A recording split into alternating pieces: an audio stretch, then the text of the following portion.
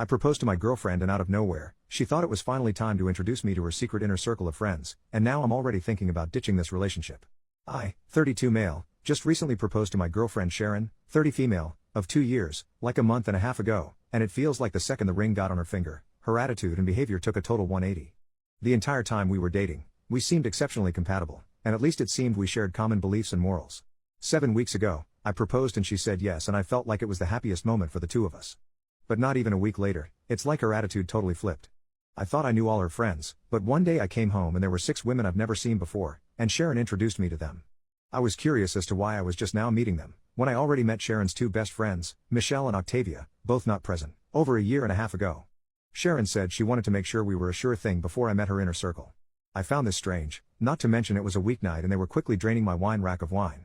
Sharon still had her own place, but she stayed with me so often that she practically lives here. I still found it really rude when they left, leaving behind 4 empty bottles. I tried to discuss with Sharon about having uninvited guests on weeknights, but she brushed off my concerns very casually. It just felt like she didn't take me seriously at all. The following weeks she went out with the girls several times, and when she brought the girls to my place twice without notice, once with notice to appease me, her words, they all treated me like a butler, shaking their empty wine glasses at me for refills. After the 4th time, I made it clear that I will get a locked wine rack. Sharon just called me no fun after that. It gets worse. Sharon decided me and the girls got off on the wrong foot, and said we should have dinner together at a nice restaurant. Well, I went, and it was not great.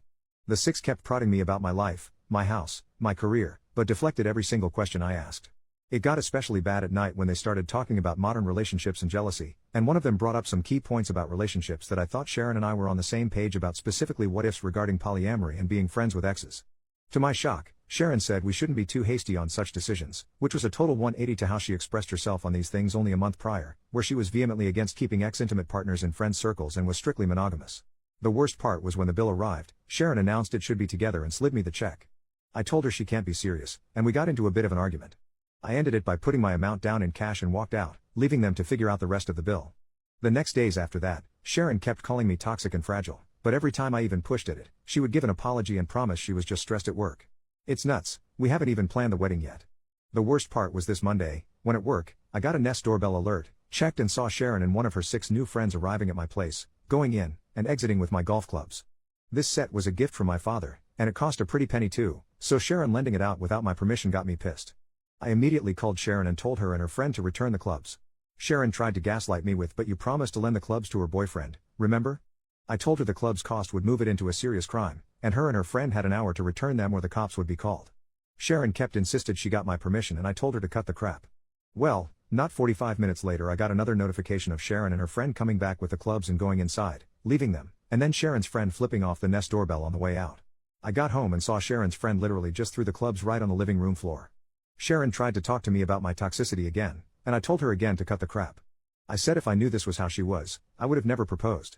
That seemed to freak her out and she again insisted that she was stressed from work, but I wasn't buying it anymore. I told her to return the ring and her key, and we would talk about our relationship this weekend. She cried and begged me not to cancel the engagement, and insisted that it was just stress. I told her again we will talk about it this weekend. She finally relented. I had my house rekeyed anyways after she left, just to be safe. Sharon has been texting me constant messages of love and apologies for getting swept up, and insisted she was only wanting to show me off to her close friends. I don't know, I'm just not buying it.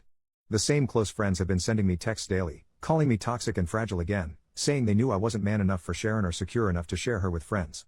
A few of my friends that knew Sharon the entire 2 years we were dating were surprised and can't believe she turned hide this quick, and that there must be something missing, or that I am leaving something out. They say I must have said something to trigger her friends to act like this, and I had to have been the jerk somewhere along the process. I dunno, it's a lot to take from all directions right now. I feel like everyone is playing a prank on me or something. Literally, how does this happen? Update 2 days later, Sharon's been gone now for an hour. The breakup is official, I have the ring back.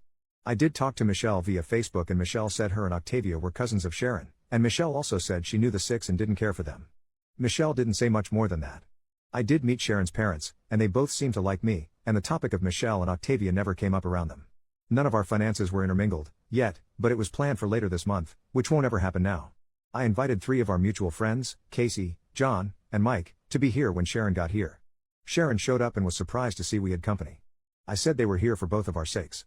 Sharon wanted to phone 3 of the 6 to come over to even things out and I refused, and I used the club theft as a reason. Sharon sat on the couch very dramatically and then asked if I really wanted to make this public. I outright asked why she changed so much after the engagement, and why she hid the existence of the six. Sharon then went in again about how she insulates her inner circle until a partner is vetted. I called bull crap. I met her parents. What's more inner circle than your parents? Sharon tried to deflect, but I wouldn't have it. I pointed out how for the last month, her friends dropping by cost me nearly $500 in wine, which she by the way made no attempt to reimburse. I also pointed out her trying to make me pay an 8-person dinner bill without asking me first. She again said she wanted to show how great a guy I was, and how she clearly misjudged me and was disappointed in my attitude. I then asked about the clubs. She tried gaslighting with you, totally said it was okay, remember? And I kept saying bull crap. Mike piped in. He knew the clubs were a gift from my dad and I was highly protective of them. He too called bull crap, and that's when Sharon turned her attention to Mike and John, saying, isn't he getting forgetful lately? Don't you remember when he forgot that one date? And neither of them was buying it. I finally said forget postponing the wedding or canceling the engagement, the entire relationship is going to end if she isn't going to be straight with me. Sharon made a very long exaggerated sigh. She took the ring off and dropped it on the coffee table. She got up to leave and said you're never going to find someone as good as me and to send her stuff to her apartment. She left, and Casey, John and Mike were totally stunned. All I could say was believe me now? Then we just ordered some pizza. I am still shocked and confused by her attitude. I'm sure the heartbreak will come next, but right now, I'm just kind of numb. I still feel like this isn't real lol.